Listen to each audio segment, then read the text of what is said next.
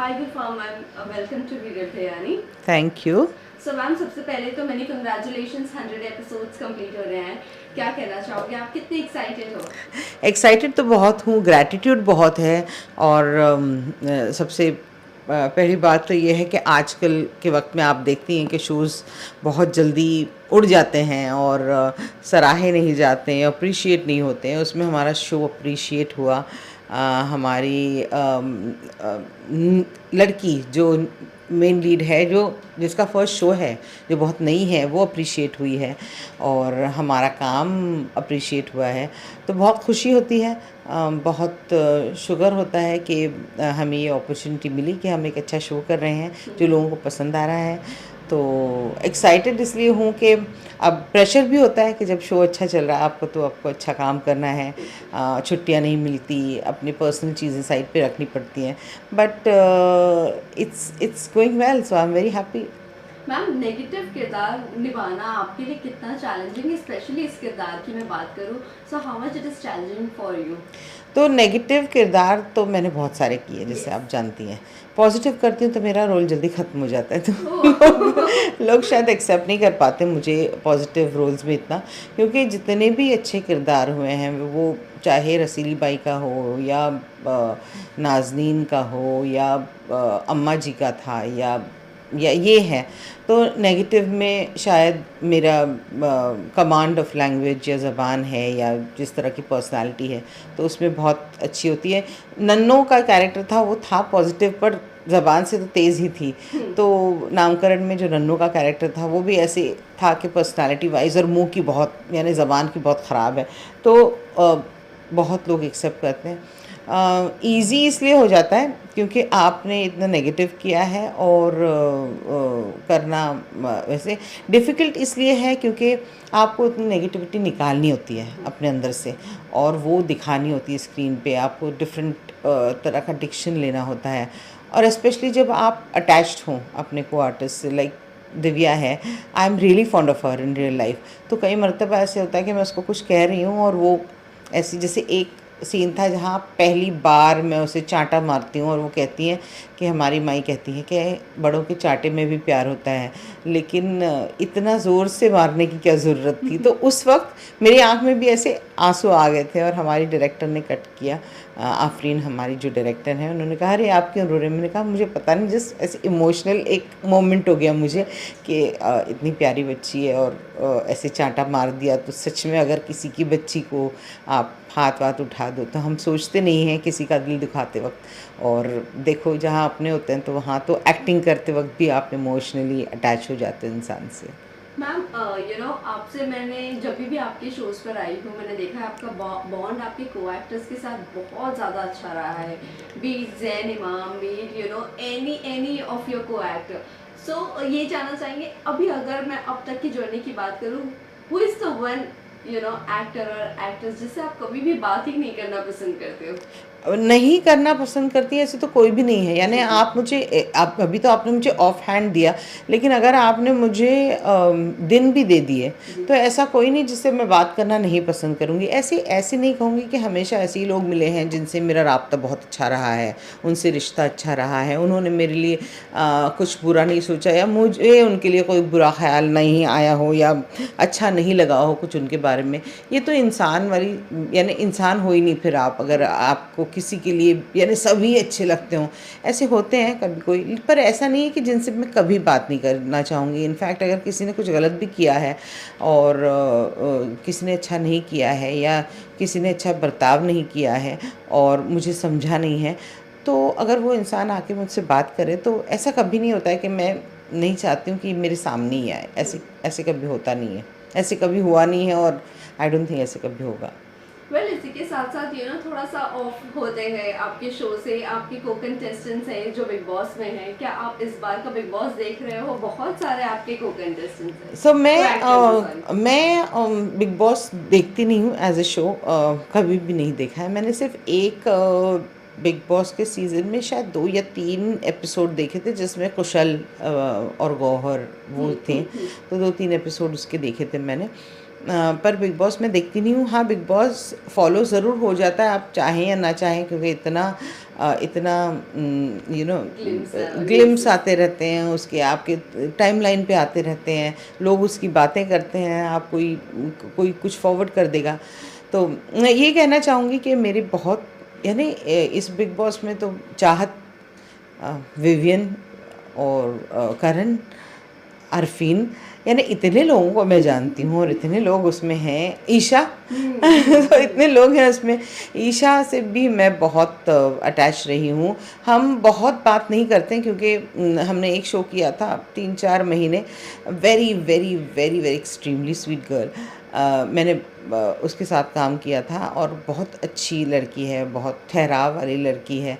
और इतना हमारी इतनी बात नहीं होती, पर 6-8 महीने में अगर कोई मैसेजेस हो जाए तो बड़े प्यार भरे होते हैं। विवियन से मैं थोड़ा अटैच्ड हूँ। हमने भी एक शो किया था और उसमें मेरा कैमियो था, तो शॉर्ट ड्यूरेशन के लिए था मेरा, 2-3 महीने के लिए, लेकिन पर्सनली अटैच हो गई है विवियन से।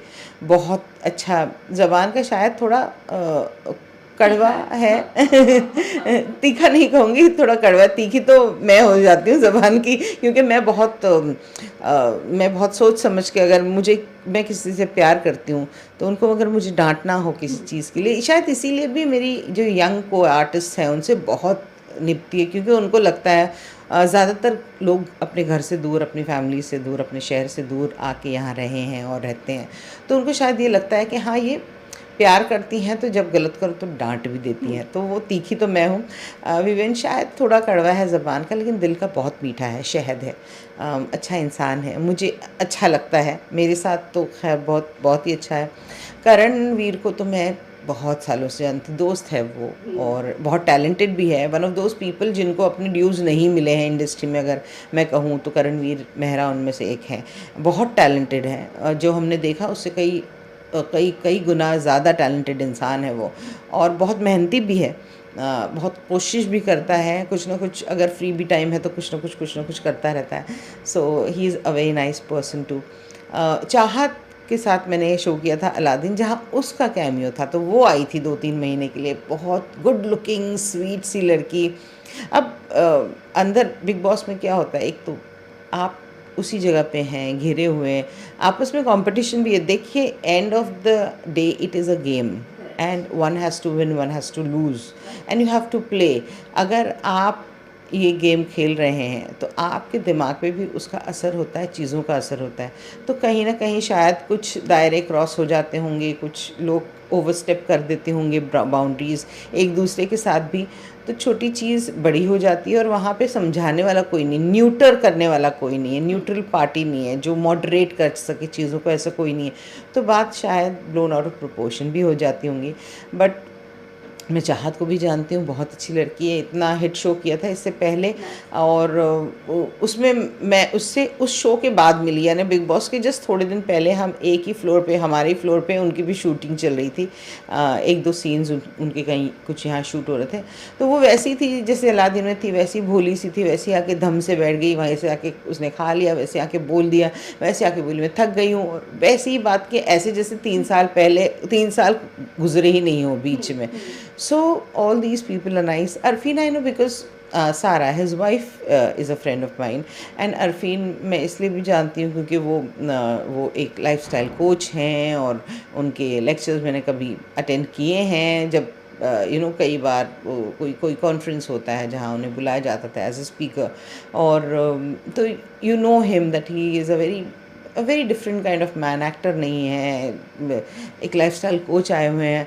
तो कभी कभी मैं जब क्लिपिंग्स देखती हूँ तो मुझे लगता है वो खुद ही कंफ्यूज है कि कहाँ क्या हो रहा है, यानी कौन क्या कुछ कर रहा है। So a person whose work is to make your professional life better, लेकिन पर्सनल लाइफ में शायद वो स्नीक पीक उन्हें ऐसे मिल रही है इतने लोगों की। सो ऐसे बिग बॉस इंटरेस्टिंग तो है, क्योंकि लेकिन यह है कि अभी आप मुझे पूछेंगी कि तवज्जो किसकी तरफ है, कौन जीतना चाहिए, क्योंकि आपके एक्सप्रेशन से मुझे लग रहा है, लेकिन वो उसका तो जवाब मैं नहीं दे पाऊँगी, क्योंकि मैं तो चाहती हूँ कि ये सारे जीतें जो मेरे जानकार हैं, और चारों शायद हो सकता है बाहर आके, क्योंकि कई मरतबा ऐसे होता है आपकी शुरुआत शायद कड़वाहट, दोस्ती और इन डिफरेंसेस से होती है, लेकिन बाद में आप अच्छे दोस्त बन जाते हैं। तो मैं तो चाहूँगी कि ये सारे दोस्त बन जाए ताकि फिर ये लोग बाहर आएँ तो फटाफट मैं कोई पार्टी कर सकूँ। Oh wow! मैम बट हम अगर थोड़ा बहुत जानना चाहेंगे, विवियन के बारे में जानना चाहेंगे। बहुत स्वीट बंदा दिख रहा है, मतलब लोगों का दिल जीत लिया उन्होंने। और बहुत सारे इनकी रील्स भी वायरल हो रही है। स्पेशली आपसे जानना चाहेंगे, वो आपने कहा थोड़े वो कड़वे हैं, बट क्या वो बदतमीज़ है इन टर्म्स ऑफ गर्ल्स? मैंने, अगर आप मुझे पूछेंगे फर्स्ट हैंड क्या मैंने कभी विवियन को किसी लड़की के साथ बदतमीज़ी करते हुए देखा है, तो मैं कहूँगी नहीं, क्योंकि मेरे सामने ऐसा कभी हुआ नहीं। अगर आप कहेंगी कि अगर मैं क्लिपिंग्स को देखकर अगर उस पे जज करूं तो वो फेयर नहीं होगा, क्योंकि ऑब्वियसली अगर कोई क्लिपिंग डालेगा, कोई भी मीडिया में क्लिपिंग आएगी या कहीं भी, या आप भी डालेंगी, तो you are from a field where you have to show the best juices. तो आप ट्रेलर देख रहे हो, आप ट्रेलर देख के आप फिल्म का अंदाज़ा नहीं लगा सकते हो, क्योंकि ट्रेलर्स में तो बेस्ट मोस्ट स्पाइसी कट होंगी कि आइए पूरी फिल्म देखिए। तो अगर मैंने पूरा बिग बॉस नहीं देखा है या मैं वहाँ हूँ नहीं और मुझे पता नहीं सिचुएशन क्या है, आप इन ऑल प्रैक्टिकलिटी 24 घंटे का बिग बॉस होता है और हमें दिखाया जाता है 1 घंटा, तो 23 घंटे कहाँ गए, तो आगे पीछे क्या हुआ वो तो हमें पता ही नहीं। So jumping to conclusion will be not right at this moment. But मेरे सामने मैंने कभी नहीं देखा कि उन्होंने बदतमीज़ी की हो। कभी आर्ग्यूमेंट्स हो जाती हैं और शायद हुई भी होंगी शो के वक्त, पर मुझे ऐसे कोई इंसिडेंट याद नहीं है। So that's it. मैम वो ऐसे ही बात करते जैसे अगर आपने थोड़ी बहुत ग्लिम्स भी देखी होगी, वो वैसे ही बात करते नॉर्मली भी? वो वैसे ही बात करता है, ढोंग नहीं है। अगर आप पूछ रहे हैं कि विवियन इस बिग बॉस के लिए ऐसे बात करता है या उसका पोस्चर ऐसा है या बॉडी लैंग्वेज ऐसे है, तो नहीं। Vivian is always like this. Vivian is not a हाँ जी, हाँ जी बोलिए जी, हाँ जी बैठिए जी, वैसा वाला ना बॉडी लैंग्वेज है ना बोलने का स्टाइल है। और विवियन का स्टाइल हमेशा से ऐसे रिजिड रहा है, शायद बॉडी लैंग्वेज ऐसी है, शायद लोगों को। जब मैं पहली मर्तबा मधुबाला में गई थी तो ऑन अ फर्स्ट ग्लिम्स मुझे लगा इस लड़के में एटीट्यूड है। So it's the body language और इम्प्रेशन जो पड़ता है, लेकिन वो फर्स्ट डे पे ही वो वहम जो है वो निकल गया। वेल करणवीर पर आते हैं मैम। करणवीर जैसे आपने कहा कि उन्हें कभी ड्यूज नहीं मिले, और वही बात विवियन ने भी कही कि इसने बहुत बड़े बड़े शोज किए हैं और बहुत अच्छे अच्छे किरदार भी निभाए हैं, बट ड्यूज नहीं मिला। वही करणवीर इस बात को डिसएग्री करते हैं, वो बोलते हैं कि नहीं नहीं मुझे ड्यूज मिला है। क्या कहना चाहोगे आप? क्या वो नेशनल टेलीविजन पर है इसी वजह से उन्होंने कहा होगा ये बात? नहीं, करण उन लोगों में से है जो शायद छोटी चीज़ के लिए भी ग्रैटिट्यूड दें। वो बोले कि इतना मिल गया वो भी बहुत बड़ी बात है, तो शुक्र जो हम सब करते हैं। लेकिन कई मर्तबा ऐसे होता है कि आप किसी को देखते हो तो आप सोचते हो कि इसको वो और मिल सकता था, इसके बदले में जो उसने ऑलरेडी किया है। उन्होंने बहुत एक यूट्यूब पे उनका शो है हॉट स्टूडियोज़, अगर आपने देखा होगा, वो लिखना, डायरेक्ट करना, उसको कोरियोग्राफ करना, वो पूरे दिन में खुद अकेले ये सब करना, एक वन पर्सन हैंडलिंग कैमरा, आपके पास एक डीओपी है और आप हो, लिखा भी आपने, इम्प्रोवाइजेशन भी वहाँ हो रही है, चीज़ें मैनेज भी कर रहे हो, आपके घर में कर रहे हो, आप देख रहे हैं कि इन्वेस्टमेंट कितना है। और उसका मेरे हिसाब से उसका ड्यूज़ बहुत ज़्यादा होना चाहिए था। उन्हें काफ़ी ड्यूज़ मिला है, लेकिन मुझे लगता है थोड़ा और मिलना चाहिए था। और एक्टिंग वाइज बहुत मेहनती है। आप करण को एक्ट करते हुए देखेंगे तो वो बहुत मेहनती है, ही इज़ वेरी पैशनेट। सो उस हिसाब से मुझे लगता है कि उसको वो ड्यूज़ नहीं मिले जो उसको मिलने चाहिए थे। वो ये ग्रैटिट्यूड भेजता है कि नहीं, मुझे बहुत ड्यूज़ मिले हैं, मेरे साथ बहुत अच्छा हुआ है, मुझे उतनी पॉपुलैरिटी मिली है, उतना फेम मिला है, विच इज़ वेरी नाइस। वो बताता है कि वो कितना अच्छा इंसान है, कि वो थोड़े में भी खुश है। और मैम चाहत की बात करना चाहेंगे। लोग कहते हैं कि शायद से डायरेक्टर साहब ने कट बोलना भूल गए, इसीलिए अभी तक के वो नथ की जो किरदार में अभी तक की बनी हुई है और वहाँ से निकल ही नहीं पा रही है, और रो रो कर लोगों को अपनी तरफ खींचना, यही इनका काम है। Is it that ma'am? I don't know what are people liking। कई बार इंसान जब शायद वो उसकी पर्सनालिटी है या हो गई हो। मैंने अलादीन में जब मैंने चाहत को देखा था, ये तो है कि भोली है वो, she is a simpler person, she is very simple by heart, यानी जो बोलते हैं कि ज़मीन से जुड़ी हुई, तो वैसे तो है। अब रोना हो सकता है वो बहुत इमोशनल हो गई हूँ, आप अकेला भी महसूस करते हो, आप ऐसी जगह पे आते हो तो अकेला भी महसूस करते हो, और शायद छोटी बात ही भी बुरी लगती हो। So I will not say that she is acting, but हाँ, इमोशनल तो बहुत लग रही है वो मुझे देखकर, कि बहुत ही ज़्यादा इमोशनल लग रही है। और अगर ये मैसेज उस तक पहुंच सकता तो मैं ये कहती कि बी स्ट्रॉन्ग, इट्स सब कुछ टेम्प्रेरी है, इंक्लूडिंग द शो, कुछ वक्त में ख़त्म ही हो जाना है। इसके लिए अपने आप को, अपने दिल को इतनी दुखाने का मतलब ही नहीं है। मैम ईशा को हम सब जानते हैं, हमने बहुत टाइम से इश्क सुभान अल्लाह जब उनका शो आता तो तब से हम उन्हें कवर कर रहे हैं। आपने जैसे कहा शी इज़ वेरी स्वीट, वो है वो स्वीट, बट कल जब एक वाइल्ड कार्ड एंट्री होती है वो कहती है कि आप वॉनबी हो।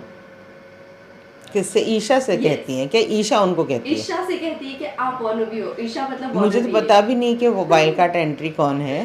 जी। सो आप मुझे बताएंगे वाइल्ड कार्ड वो एंट्री कौन? स्प्लिट्सविला की कंटेस्टेंट है, अभी रिसेंटली। ओके, वो ईशा से कहती हैं कि वो वानबी हैं। यस। मैं ईशा को इश्क सुभान अल्लाह से बहुत पहले से जानती हूँ। ईशा का पहला शो था इश्क का रंग सफ़ेद, मैं तब से जानती हूँ। Isha comes from a very solid background. मैं नहीं जानती हूँ कि किसने, क्यों और कैसे। Everyone has a right to their opinion, so that's fine. अगर वो उन्हें लगता है तो वो कह सकती है। लोग शायद मुझे कहते हैं कि मुझ में एटीट्यूड है, लोग शायद कहते हैं कि मैं खड़ूस हूँ। So everyone has a right to their opinion. Isha wannabe नहीं है, ये मैं कह सकती हूँ, क्योंकि मैंने काफ़ी काम किया है उस लड़की के साथ। मेहनती लड़की, अच्छे बैकग्राउंड से, अच्छी अपब्रिंगिंग है उसकी, बहुत हम्बल, बहुत प्यारी, sweet smile and very very very very nice girl. जितना भी मैं ईशा को जानती हूँ, जैसे मैंने कहा हम रोज़ तो बात नहीं करते, 6 महीने में एक मरतबा शायद बात होती है, या कहीं कहीं टकरा जाएँ तो बात होती है।